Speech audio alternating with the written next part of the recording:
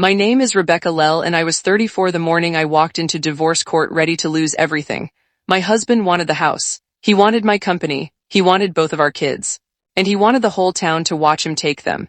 His mother had spent 2 months telling our church that I was cold, that I was greedy, that I had driven a good man out of his own home. Most of them believed her. I had stopped trying to correct anyone. Then, just before the doors opened, my mom leaned close and whispered 2 words that froze me in the hallway. 3 months after I signed everything away, every Mercer in that courtroom wished they had read what they fought so hard to win. Welcome back to Calm Drama Stories, where we tell quiet stories about ordinary women who keep their dignity when the people closest to them decide to turn. No shouting, no revenge plots, just women who know exactly what they're worth, even when nobody else does. If that's the kind of story you came for, drop a comment below and be sure to subscribe because this one took me years to be ready to tell. I built my business on a folding card table in our garage. 12 years ago, before the kids, I had one client and a second-hand calculator with a sticky 7 key. I did books for a feed store, then a diner, then a dentist, and one by one, the small businesses of Marysville, Ohio, handed me their shoe boxes of receipts and their quiet panic about the IRS. By the time I was 30, Lowell Bookkeeping had a real office downtown, 2 desks, and my name on the glass door. I kept the original brass key on my ring, worn smooth from a decade of opening up at 6 o'clock in the morning. People in town thought they knew exactly how much I was worth. They were wrong in both directions. They saw the office, the steady clients, my late father's reputation, and they decided I was sitting on money. What they didn't see was how thin the margins really were, or how much of my time went at fixing other people's mistakes for free, because I couldn't stand to watch a family lose a business over a math error. That was my whole life, really. I was the one people leaned on, the accountant who caught the fraud before the bank did, the friend who quietly covered a payroll gap, the wife who balanced a household and a company and never once asked anyone to balance her. I was good at carrying weight. I was so good at it that nobody, including me, ever stopped to ask what it cost. I told myself that with strength. It took a courtroom and a cheating husband to show me it was also the thing they would use against me. Grant Mercer was charming the way a salesman is charming, which is to say he could make you feel like the most important person in the room and then forget your name by the parking lot. I married him at 24. He sold industrial equipment across 3 counties, and for a long time we were good or good enough. The trouble started 3 years before the divorce when a side venture of his collapsed. He had sunk our savings and a chunk of borrowed money into a partnership with a man who turned out to be selling smoke. When the bill came due, Grant came to me white-faced at the kitchen table. So I did what I always did. I moved money from the business quietly, cleanly, and I made the problem disappear before it could reach his credit or his pride. I thought I was protecting him. I expected nothing. What I got was a slow, simmering resentment I didn't recognize until much later. A man like Grant can forgive almost anything except being rescued by his wife. He started saying things that sounded like jokes. You always have to fix everything, don't you? Must be nice being the smart one. I'd laugh it off and reach for his hand. He had decided somewhere in that humiliation that my competence was a kind of control, that every spreadsheet was a leash. He never said thank you for the rescue. He just started keeping score. I didn't see the affair coming, not yet. But looking back, the night I covered his debt was the night the marriage actually ended.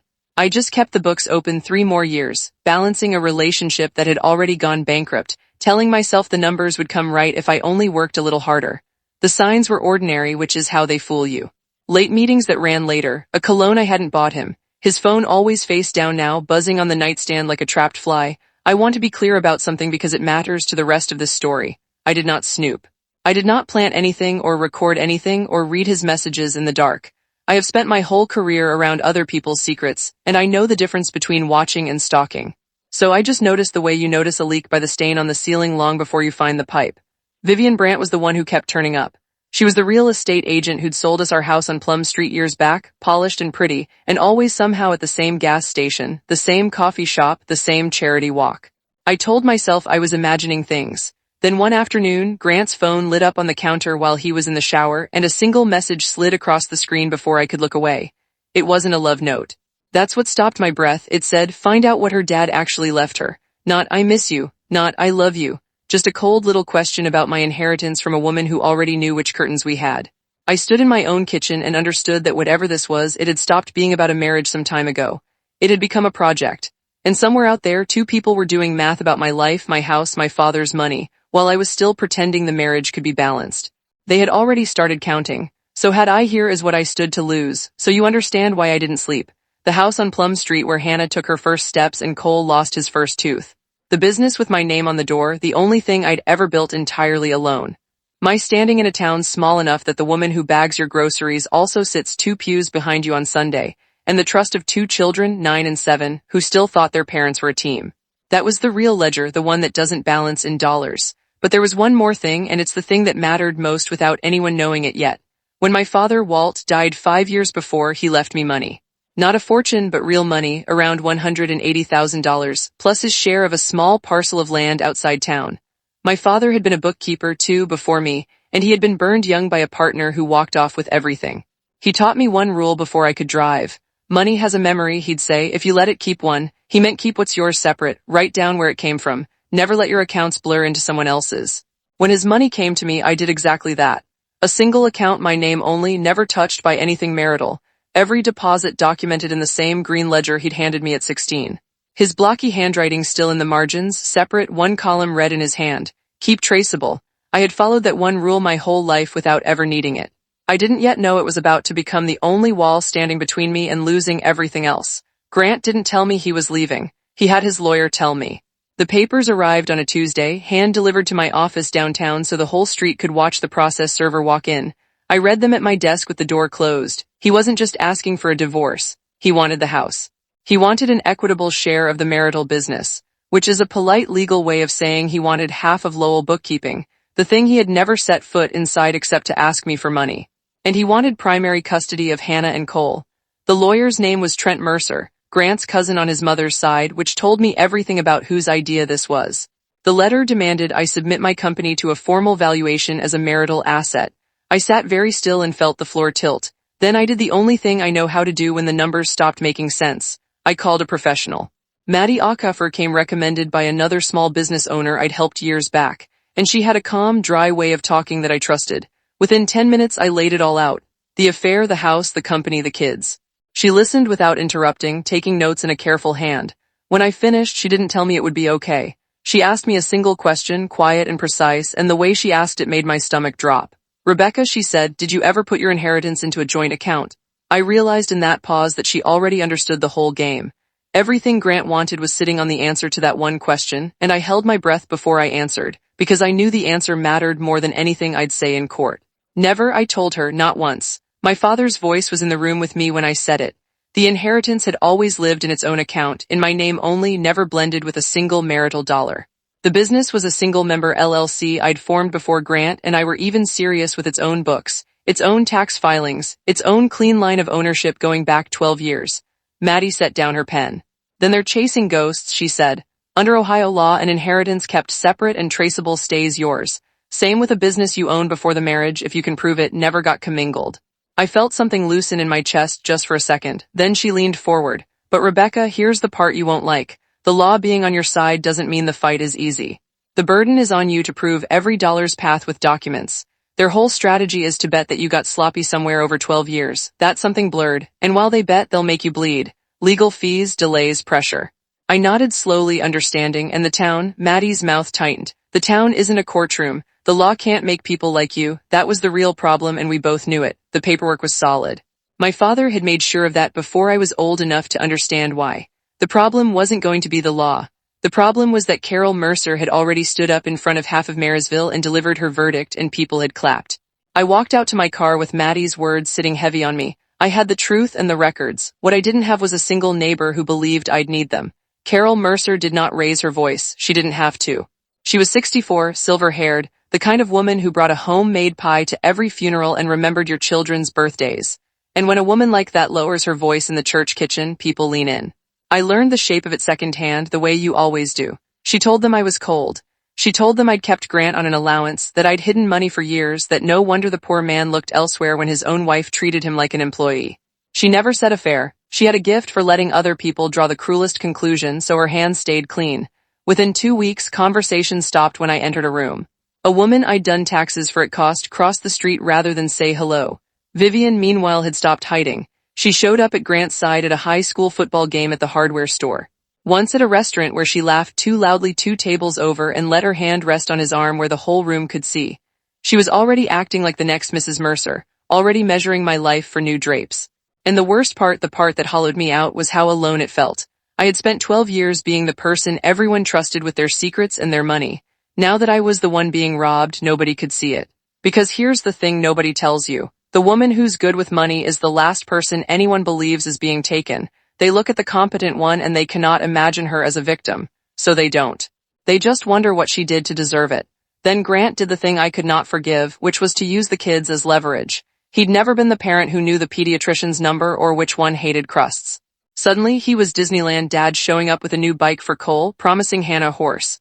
A horse. Telling them in the careless way weak men do that maybe they'd all live together in a way better house soon. He let them believe their mother was the obstacle. I found out when Hannah came home quiet and asked in that small, careful voice kids use when they've heard something they shouldn't. Mom, are we poor now? I knelt down on the kitchen floor so we were eye to eye. I did not cry, and I did not say one word against their father, because I had decided early that whatever he did, my children would never hear me tear down half of who they were. But I made myself a promise right there on the linoleum. I called Maddie that night and asked her how to protect them properly. The next morning, we requested a guardian ad litem, a neutral person whose only job is to look out for the children's actual interests. I kept their school the same, their bedtimes the same, their soccer the same. Stability, Maddie told me, is its own kind of evidence. While Grant offered ponies, I offered the same dinner at 6 and the same lamp left on in the hallway. It didn't feel like winning. It felt like standing in a current, holding two small hands, refusing to let go while someone tried to pull them downstream with toys. Mom, Hannah asked again at bedtime. We're okay, right? I tucked the blanket under her chin. We're okay, I said, and for the first time I made myself believe it could be true. The County Fall fundraiser is a fixture in Marysville, folding tables and casseroles in the church basement. The whole town in one room. I almost didn't go, but running would have been its own kind of confession. And I don't run. I wore a plain navy dress and I held my paper plate and I made small talk. And I felt the eyes the whole time, that prickle on the back of the neck that tells you you're being discussed in the third person while standing right there. Carol held court at the center table with Grant beside her and Vivian brazenly 2 seats down. I was getting coffee when Carol's voice carried across the room, pitched just loud enough, sweet as the pie in front of her. Someone had asked with false concern how poor Rebecca was holding up. Carol smiled and said it like a kindness. Oh, she'll land on her feet, though I expect she'll be lucky to keep her maiden name. The table laughed, not cry exactly, worse than cruel, comfortably. They laughed the easy laugh of people who have already decided the joke is fair. I set my coffee cup down on the table without a sound. I did not turn around. I did not give them the scene they were half hoping for. The flushed face, the shaking voice, the proof of everything Carol had told them. I picked up my purse and I walked out into the cold parking lot and the gravel crunched under my flats and I got in my car. I did not cry. I want you to understand that because it surprised even me. I sat in the dark with my hands on the wheel and instead of weeping, I reached into my purse, found a pen and an old receipt and I started making a list. The list grew. I'm a bookkeeper. So when my life falls apart, I audit it. And in auditing it, I found the thing that changed the entire shape of the war.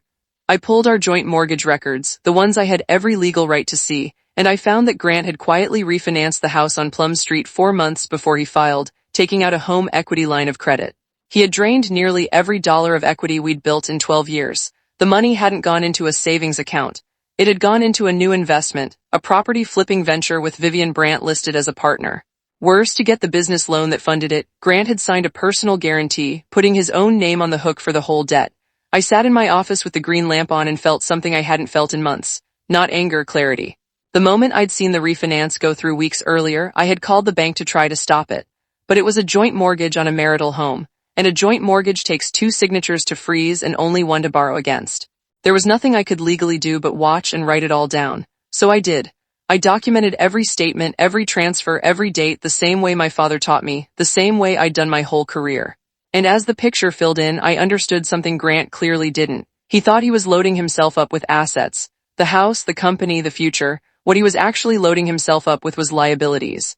He was fighting to win a pile of debt with my husband's name guaranteeing it. He just hadn't read his own paperwork closely enough to know it yet. Trent earned his fee by making my life expensive. That's the strategy. When the law isn't on your side, you can't win. So you try to make the other person too tired and too broke to keep standing. He filed motions. He demanded the business valuation again, then again. He pushed for temporary spousal support to be paid by me, the supposedly hidden rich wife, to Grant, the supposedly wronged husband. Every letter cost me an answer, and every answer cost me money I'd rather have spent on my kids. There were nights I sat at my kitchen table at 2 in the morning with the green ledger open and my father's handwriting in the margins and wondered if being right was worth this much. Maddie kept me steady. We don't fight loud, she told me on the phone more than once. We fight on paper, loud loses, paper wins. I held onto that like a railing. I kept showing up to my clients, kept the office open, kept Hannah's hair in 2 even braids before school. Even on the mornings my hands wanted to shake. I was exhausted in a way that doesn't show. The quiet kind, the kind that lives behind a calm face. And I want to stop here for a second because I know some of you watching are nodding. If you've ever been the person everyone leans on, the one who solves it for everybody else, the one nobody ever thinks to ask whether she's okay, then you know exactly how silent that kind of tired is. You've carried it too. If this is hitting close to home for you tonight, do me a favor and leave a comment that just says, "I see her," so I know you're out there, and subscribe so the next part doesn't slip past you. Because the next morning, I drove to the bank and I picked up the one thing that ended it all. There's a difference between knowing you're right and being able to prove it. And my father spent my whole childhood drilling that difference into me. So I went and got the proof, all of it in one place.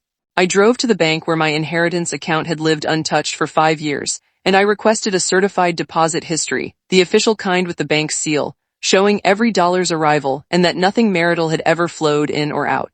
Then I drove to the office of my father's old attorney, who still kept Walt's probate file in a cabinet, and I had certified copies made of the will, the estate distribution, the deed to the parcel of land. From my own records, I pulled the LLC formation documents for Lowell bookkeeping, dated and filed before Grant and I married, along with 12 years of separate business tax returns. I put it all into one folder, thick as a phone book, and I drove to my mother's house and laid it on her kitchen table. Joan, my mom, 63 and sharp as a tack, looked at the folder and then at me. I opened the green ledger beside it and turned to the page where my father's blocky hand had written years ago the dates of those very deposits, the word separate in the margin. Keep traceable beneath it. The bank's certified dates matched his handwriting exactly. The thread ran unbroken from his hand to mine. I had everything, every document, every date, every signature, the complete, sealed, unbreakable record that the company and the inheritance had never, not once in 12 years, become anyone's but mine. My mother put her hand flat on the folder and was quiet a long moment. Then she said something I didn't fully understand yet. "You know," she said softly, "sometimes the smartest thing you can do is let them carry the load they fought so hard for." I closed the folder like closing a door. I thought she meant comfort. She meant strategy. I just couldn't hear it yet. I ran into Vivian in the grocery store parking lot on a gray afternoon. Both of us reaching for the same cart corral. There was no graceful way to avoid it. Up close, without the performance, she looked older than her 46 years, tired in the eyes. For a second, neither of us played a part. "You think I'm the villain," she said, not unkindly. I didn't answer. She loaded her bags and then quietly, almost to herself, she said, "You don't know what it is to be my age with nothing." Twice I walked away with nothing. And for just a moment I did see her. A woman who had bet on 2 marriages and lost both, who had watched her settlements evaporate, who had decided somewhere along the line that the only thing that wouldn't leave her was an asset with her name on it. I understood the fear. I'd seen it in clients, the panic of someone who runs the numbers on their own old age and comes up short. For one breath, I almost felt sorry for her. Then she straightened, slid back into the roll like a coat, and the softness was gone. "The house is practically mine already," she said with a small, cold smile. "Grant says the curtains can go. I never liked them anyway." And there it was. She had stood in my home, the one where my daughter learned to walk, and picked out which of my things to throw away. Whatever sympathy I'd felt folded itself up and went quiet. I wheeled my cart to my car. I didn't hate her. Hate takes energy I didn't have, but I stopped right then, mistaking her fear for an excuse. People can be frightened and still choose to be cruel. Vivian had made that choice with her eyes open. I'd let her keep it.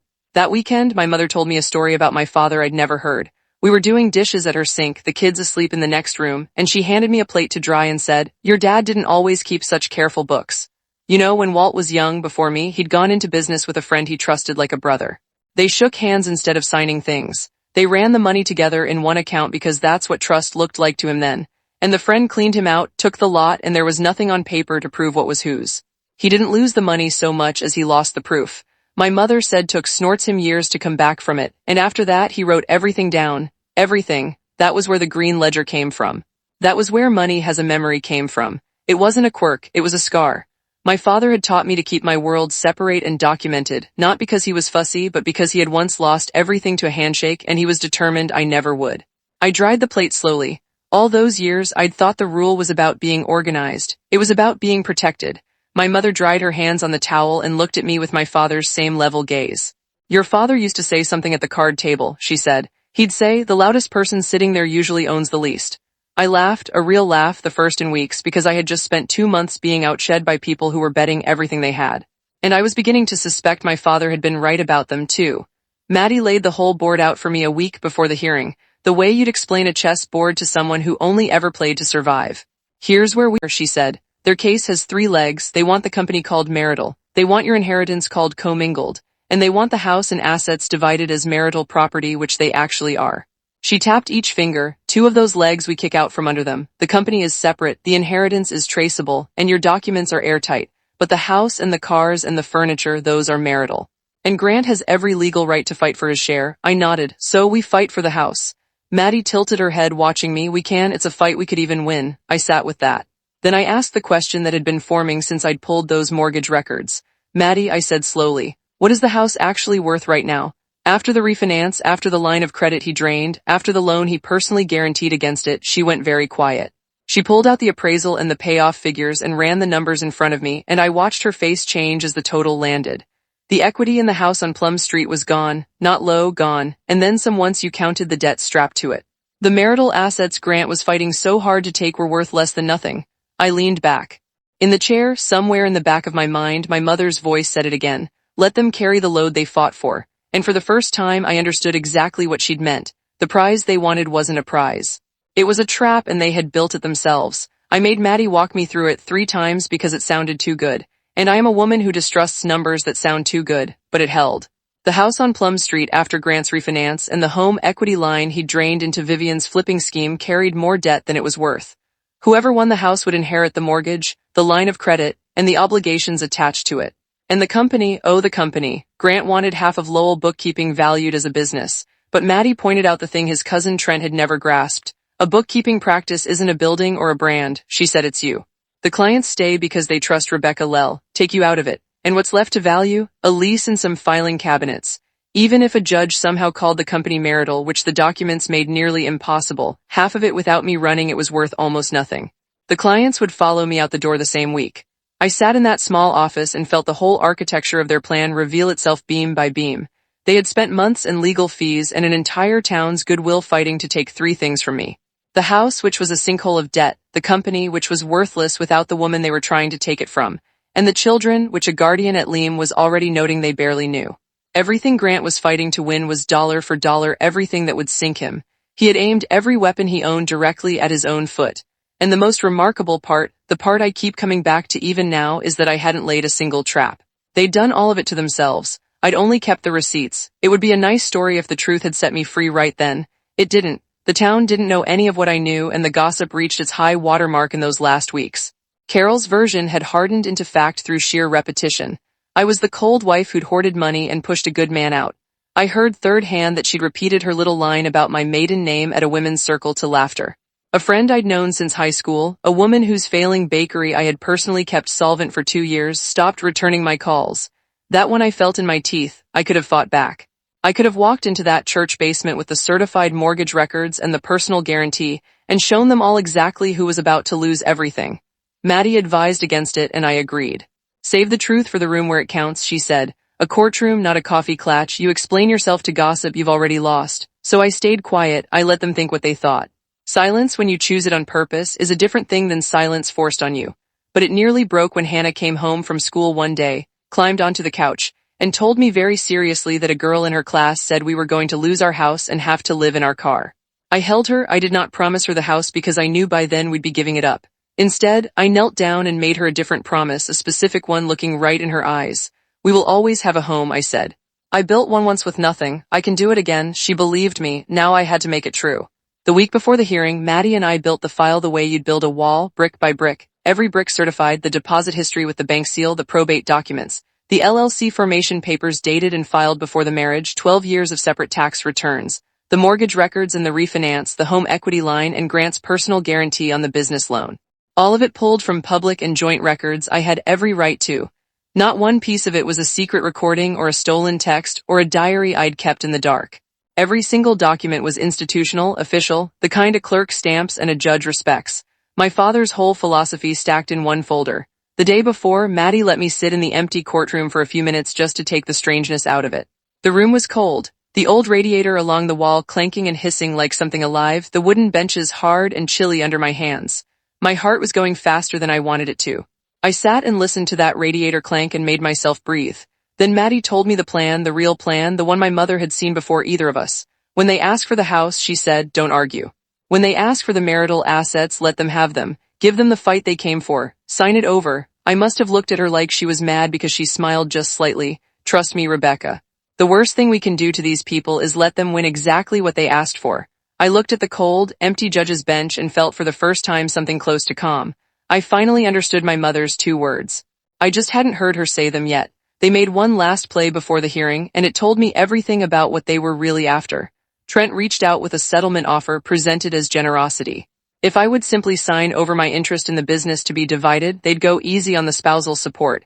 Maybe even let me keep the smaller car. It was dressed up as a kindness. It was a trap with a bow on it.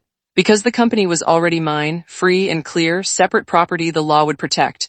The only way it could ever become marital, ever get split, was if I voluntarily signed it into the marital pot myself. They couldn't take it. They needed me to give it. They wanted my signature far more than they wanted the truth. And once I saw that, I saw all the way to the bottom of them. At the meeting, Trent slid the papers across the table, and with a little performance of reasonableness said it would help if I'd hand over the office keys as a gesture of good faith. While things were sorted out, I reached into my purse out of pure habit, and my fingers closed around the brass key, the worn one, smooth from 12 years of 6 o'clock m mornings. I set my hand on the table and then I stopped and I drew my hand back, key still closed in my fist, and I said very politely, no, just that. Trent's smile flickered. He hadn't expected the quiet ones to say no. I left the papers unsigned on the table and walked out with my key in my pocket, and I understood finally exactly which of us was bluffing. The whole house of cards depended on me being too tired or too scared to read what they handed me. They had picked the wrong bookkeeper, so I made my decision and it was the opposite of what everyone expected. I would not fight for the house. I would not contest a single piece of the marital property they were so hungry for.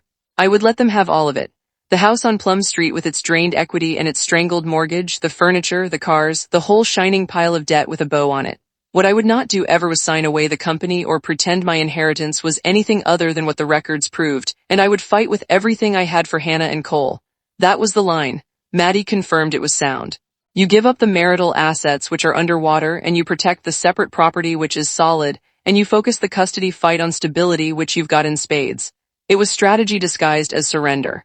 It was my mother's whisper before I'd even heard it. The load they fought for handed to them gift wrapped. I won't pretend I wasn't afraid.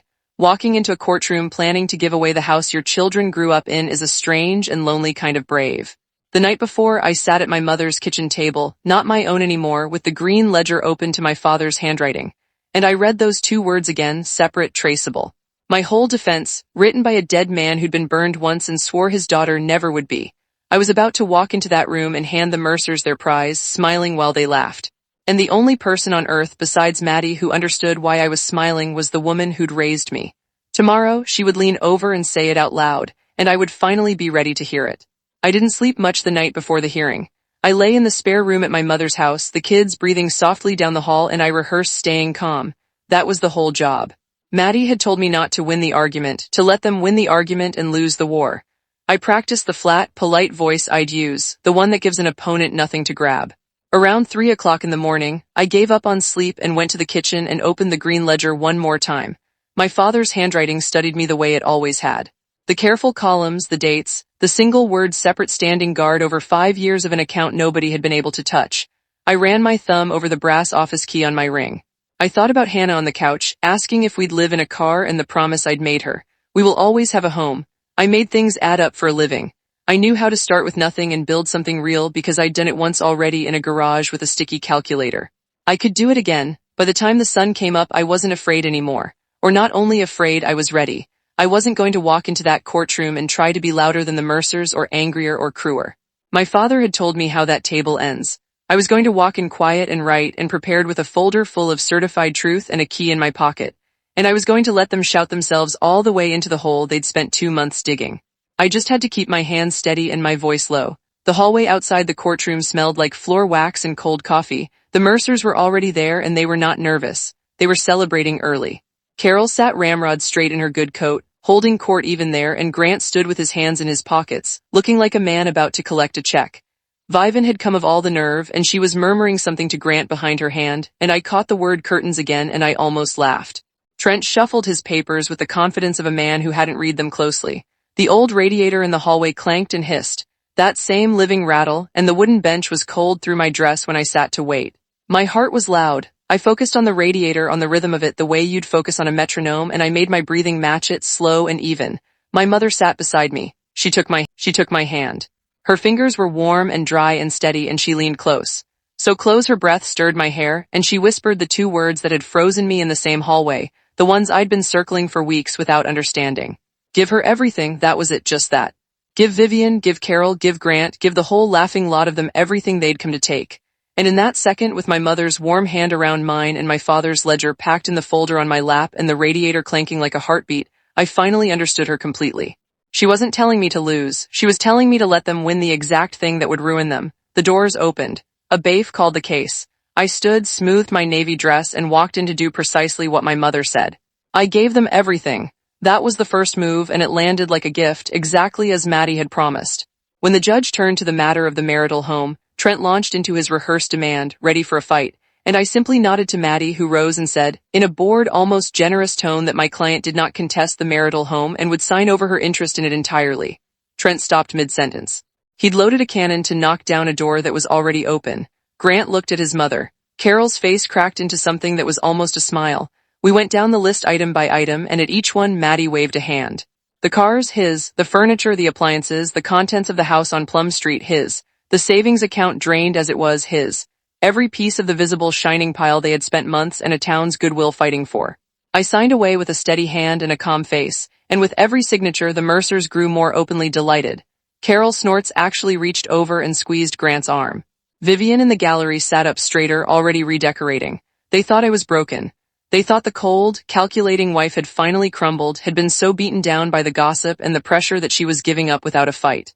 I let them think it. I kept my eyes down and my pen moving, the picture of a defeated woman doing the only thing left to her. The only thing I held back was the company.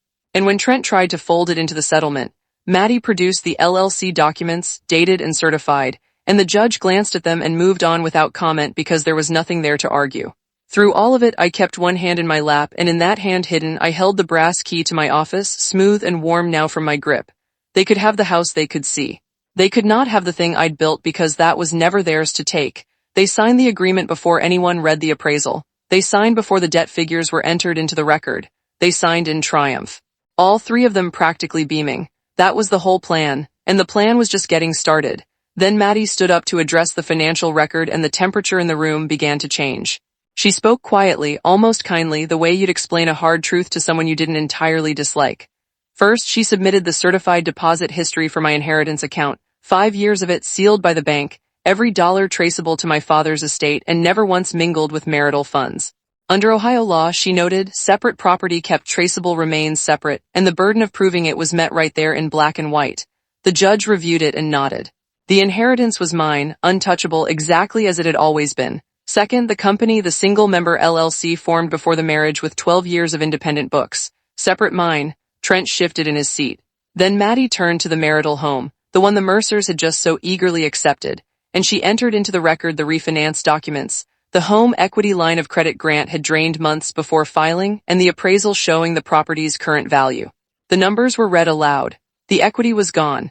And then the last document, the one that did it, the personal guarantee Grant had signed on the business loan funding Vivian's flipping venture, securing the debt against himself and against the very house he had just been awarded.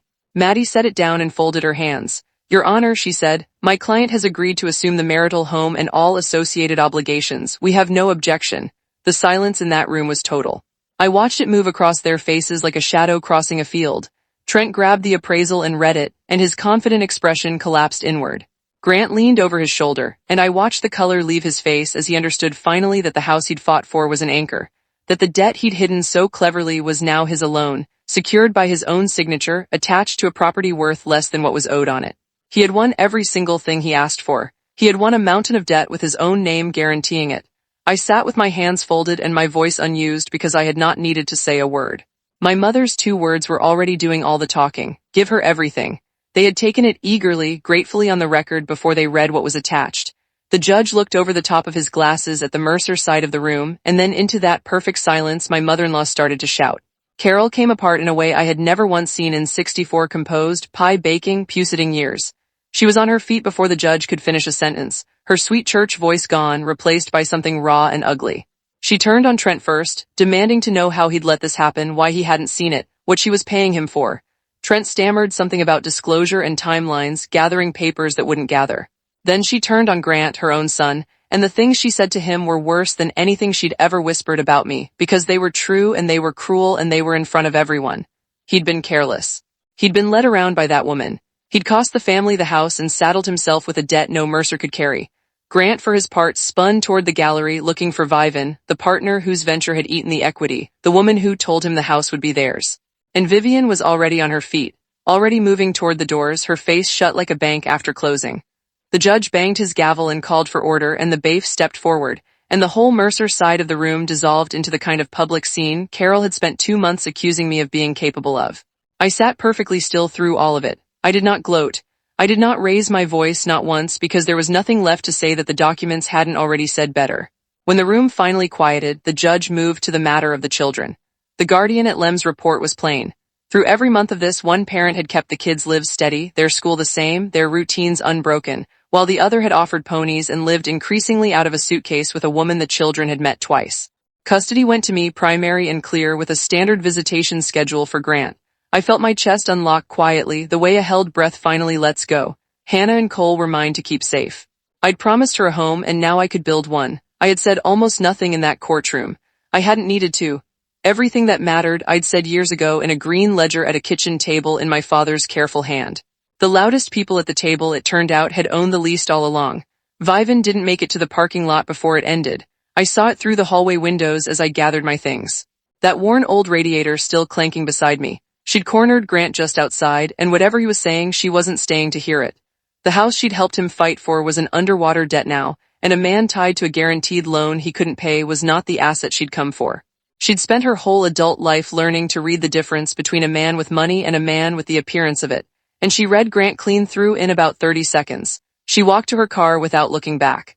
Her great fear, the one she'd named to me in a parking lot, the terror of reaching her age with nothing, had just become her own doing. Chosen with her eyes open, exactly as I'd suspected it would.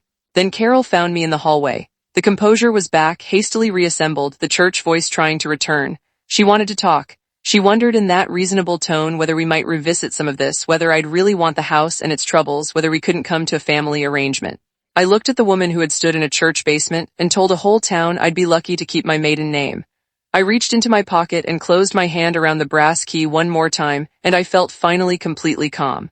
"No, Carol," I said gently, the way you'd correct a child. "I'm keeping what I built. You can keep what you fought for." Then I picked up my folder, took my mother's arm, and walked toward the doors, the radiator clanking behind us like applause. My mother was waiting at the top of the courthouse steps in the thin gold light of a cold afternoon. We didn't cheer. We didn't hug and weep the way they do in movies. That isn't who we are. She just looked at me and I looked at her, and she gave one small nod, the kind that says everything a whole speech couldn't. I thought about my father and the handshake that had cleaned him out, and the ledger he'd kept every day after as a kind of prayer that his daughter would never know that particular flavor of loss. I'd kept his rule my whole life without needing it. Today it had stood between me and ruin like a wall he'd built 50 years before I ever needed shelter behind it. Behind us faintly, I could still hear the Mercers arguing in the marble hallway, the sound thinning as the doors swung shut. Ahead of us, 2 kids waited at my mother's house with a hallway lamp left on. I took the first step down and then the next. I had walked into that courthouse ready to lose everything. I was walking out having kept the only things that were ever truly mine.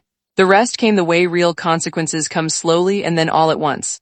Within 8 months, Grant couldn't carry the house on Plum Street and the loan strapped to it. The bank started the paperwork, and the home where my children took their first steps went up for a short sale, sold to strangers for less than the debt against it.